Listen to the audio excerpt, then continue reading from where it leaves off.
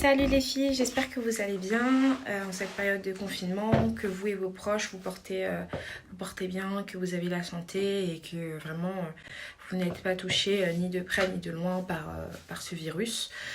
Donc voilà, je voulais profiter du fait que pendant le confinement j'ai un peu plus de temps, donc j'ai réussi à jongler un peu avec mon projet associatif dont je vous parlerai plus tard, ma vie de maman et mon travail, donc mon activité professionnelle puisque je suis en télétravail à mi-temps.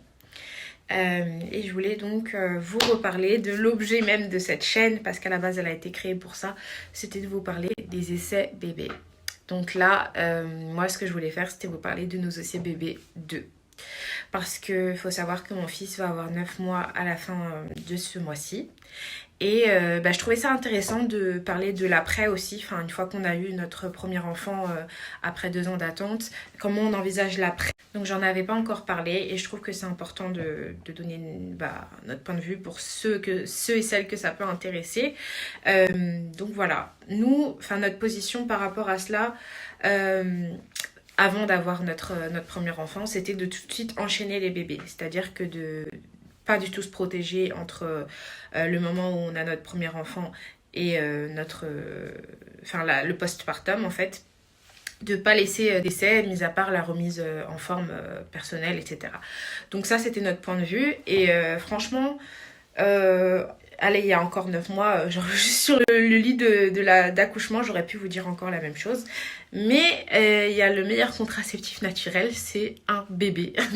Non, je veux dire que voilà, ça demande beaucoup de temps et un investissement qui est très très fort. Donc ça nous a ça nous a fait nous poser pas mal de questions, notamment sur comment gérer la suite en fait. Donc voilà, les questions sont venues petit à petit. Donc il faut savoir que déjà pendant le premier mois, pendant 1 mois et demi, déjà j'ai eu beaucoup de pertes de sang. Enfin pendant un mois j'ai eu des pertes de sang comme des règles. Donc je devais porter des couches. Donc déjà niveau rapport, etc. C'était pas vraiment mon mood. Et puis en plus même si j'avais une déchirure naturelle, c'était quand même gênant. C'était quand même c'était vraiment une zone que je voulais oublier de mon corps. J'avais l'impression d'être dépossédée de mon corps et j'avais pas du tout envie de penser à un bébé 2 dans l'immédiat. Aussi, deuxième chose, c'est que moi j'ai un bébé qu'on peut qualifier de bébé à bras, donc ça veut dire qu'on porte très très souvent et qui a besoin de proximité, surtout les 3 premiers mois avec les coliques, etc. Donc il était très très souvent en écharpe, quasiment jamais posé.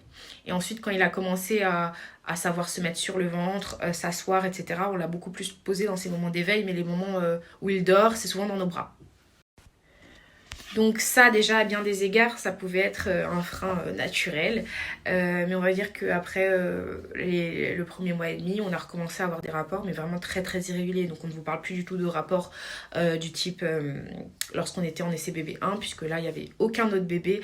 Donc voilà, c'était tous les 3 jours comme on nous recommandait. Enfin, je sais plus c'était comment la fréquence. Vraiment, j'ai oublié, mais je sais que j'avais une application pour tout regarder. Et voilà, j'étais vraiment dans le contrôle. Et en plus de ça, j'avais mes règles, donc j'avais des cycles réguliers, donc je pouvais vraiment savoir. J'étais pas dans le flou. Je pouvais savoir si ça avait marché ou pas au bout de 28 jours, puisque c'est le temps d'un cycle. Donc je pouvais savoir, enfin de mon cycle. Mais maintenant, c'est pas possible. Pourquoi ? Parce que j'allaite mon bébé. Et du coup, je n'ai toujours pas eu de retour de couche. Et ça, le retour de couche, c'est vraiment ce que j'attendrais pour pouvoir me lancer vraiment dans des essais comme avant, c'est-à-dire regarder si j'ai eu mes règles ou pas. Là, je ne sais pas. C'est-à-dire que c'est vraiment compliqué. En plus, tout à l'heure, je vous parlais de contraceptif naturel, de vous dire que mon bébé en était un, à double titre, parce que effectivement, comme c'est un bébé à bras, on l'avait très souvent dans les bras et quand on arrivait à le poser, parfois, voilà, c'était le moment où on trouvait du temps pour nous, mais parfois aussi c'était le moment où on faisait c'est bon là, enfin poser. Enfin, vous voyez, il y a tout ça aussi, et aussi à l'autre titre, c'est que je l'allaite, donc je l'allaite encore, enfin je l'ai allaité pendant 6 mois exclusivement, et par la suite j'ai continué à l'allaiter, et là du coup ça fera 9 mois d'allaitement où je n'ai jamais complémenté, je n'ai jamais donné autre chose que mon lait maternel, donc il y a toujours eu une production de lactée, et en fait ça peut jouer aussi, apparemment ça fait des mini contractions de ce que j'avais compris, qui pourraient empêcher une grossesse, mais je sais pas, je suis assez mitigée parce que il y a des mamans qui allaitent leur enfant et qui tombent quand même enceintes, donc à voir. Pour l'instant on commence à se poser des questions, on va dire, ça commence à venir. Donc après, comme je vous disais, après 9 mois de grossesse et 9 mois postpartum, du coup, les questions elles reviennent vraiment petit à petit. On se pose, voilà, ma vraie grande inquiétude, parce que dans l'immédiat, j'aimerais pas forcément être enceinte tout de suite. C'est pas ça du tout. Parce que la situation financière n'est pas forcément opportune. Ma vraie grande inquiétude, c'est qu'on attende de nouveau 2 ans ou plus. Ça, c'est ça mon inquiétude. Et je me dis, qu'est-ce que je m'en voudrais d'avoir perdu du temps à faire attention, etc., pour ne pas tomber enceinte, alors que ça aurait été peut-être ma seule chance d'avoir une grossesse naturelle, spontanée, sans attendre très longtemps. Donc, il y a toutes ces questions qui se mélangent. Et du côté du papa, voilà, il y a aussi le fait que, franchement, les spermogrammes, etc., c'était quelque chose de dur à vivre pour lui, parce que c'était... l'infertilité, elle était masculine dans notre couple, et du coup, il a arrêté de fumer, il a fait tellement d'efforts, et ce serait dramatique de voir qu'en fait, ça n'a pas changé. En plus, enfin, moi, mes kilos de grossesse, je les avais tous perdus. Allez, la première semaine où j'ai accouché, j'avais perdu mes 13 kilos. Je crois que j'avais 13 kilos de grossesse. Et finalement, en fait, à force de manger n'importe comment, etc. Au tout début, vraiment, l'allaitement, ça me faisait... je pense que c'est ça qui faisait que je grossissais pas. Mais après, par la fin, il a commencé à avoir des tétés plus espacées. Et à mon avis, avec la mauvaise hygiène de vie, etc., tout est revenu.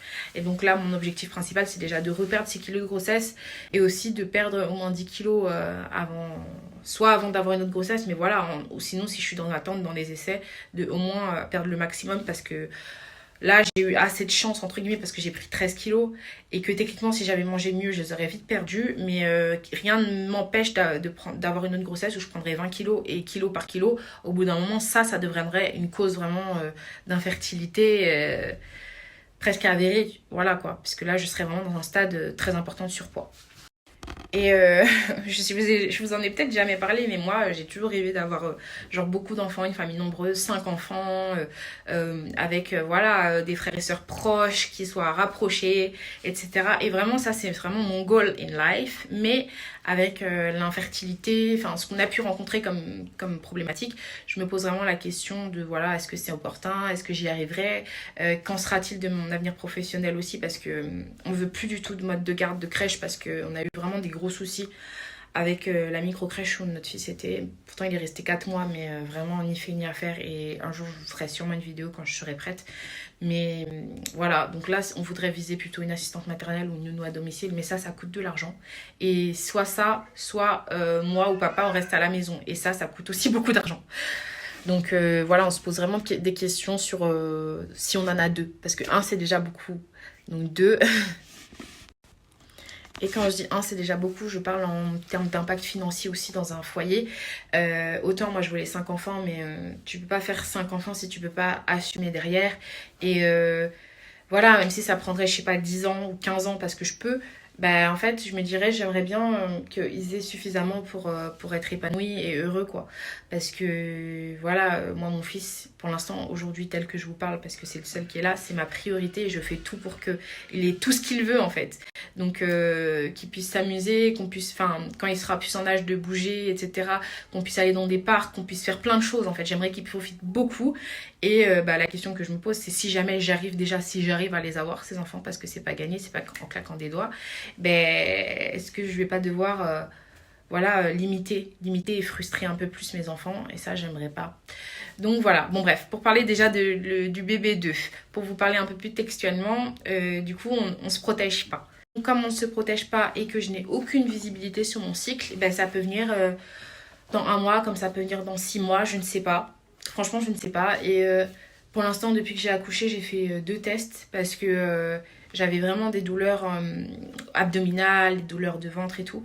Et je voulais savoir. Et en fait, à mon avis, c'est parce que je n'ai pas fait ma rééducation abdominale. Donc, j'ai fait ma rééducation du périnée et normalement, par la suite, on m'avait conseillé de faire la rééducation abdominale.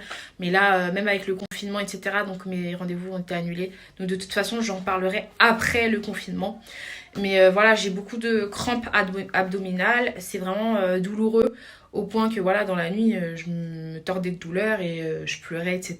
Donc je pense que c'est lié à l'accouchement parce que ça ne m'a jamais fait ça avant. Donc il y a tous ces trucs-là. Et au bout d'un moment, franchement, je pensais que j'avais une grossesse ou compliquée ou un truc comme ça, alors que rien à voir. Donc j'ai fait 2 tests. Et vraiment, pour vous dire, même si je n'attendais pas de grossesse, Voilà, donc toutes ces interrogations sont vraiment très ancrées dans ma tête et elles bougent pas, elles restent là, elles tournent, elles tournent. Et voilà, donc pour la position des essais BB2, je trouve que c'était quand même important puisque ma chaîne, elle était axée sur les essais bébés. Pour vous dire où on en est, c'est pas des essais où on fait attention, on regarde, etc. Mais c'est des essais où on se laisse aller en fait, on fait pas attention, on a des rapports tous les je ne sais combien. Et voilà, en attendant, il n'y a pas de protection. Et ben en fait, au fond de mon cœur, j'attends toujours quand même qu'il y ait une bonne nouvelle, vous voyez. Même si je ne suis pas dans le contrôle, parce que je ne peux pas contrôler. À moins de prendre des tests d'ovulation et de me tester, je sais pas, tous les 10 jours pour voir si une ovulation arrive, bah, je suis obligée de me laisser, de laisser la nature faire. Et je pense que c'est seulement au bout d'un an, si on n'a rien pendant un an, qu'on recontactera la PMA et puis on reprendra où on s'est arrêté. Donc on reprendra les spermogrammes et tous les tests. Voilà, voilà, en tout cas, j'espère que vous vous portez bien et que la santé est là, que malgré la pause forcée de la PMA, des FIV, des YAC, etc., bah, vous gardez le moral, que vous arrivez à vous projeter malgré tout ce qui se passe en fait, qui a chamboulé toutes les vies et à venir aussi, les vies à venir. Et que voilà, pour celles qui sont futures mamans, que vous n'êtes pas non plus trop stressées par le fait que voilà, il y a de plus en plus de restrictions pour les accompagnements à la maternité. Voilà, sachez en tout cas que je pense fort à vous et que même si je peux pas être là pour tout le monde, je reste toujours disponible. Mon style a changé et maintenant je m'appelle Sainte Sarah depuis la naissance de mon bébé. Donc c'est pour ça que certaines d'entre vous ne me trouvent pas. Vous pouvez toujours m'envoyer des petits MP. Avant, je refusais les demandes, mais maintenant j'ai changé mon profil pour que il n'y ait plus de photos de mon fils. Donc voilà, maintenant vous pouvez me recontacter dès que vous voulez. Gros bisous et prenez soin de vous. À bientôt.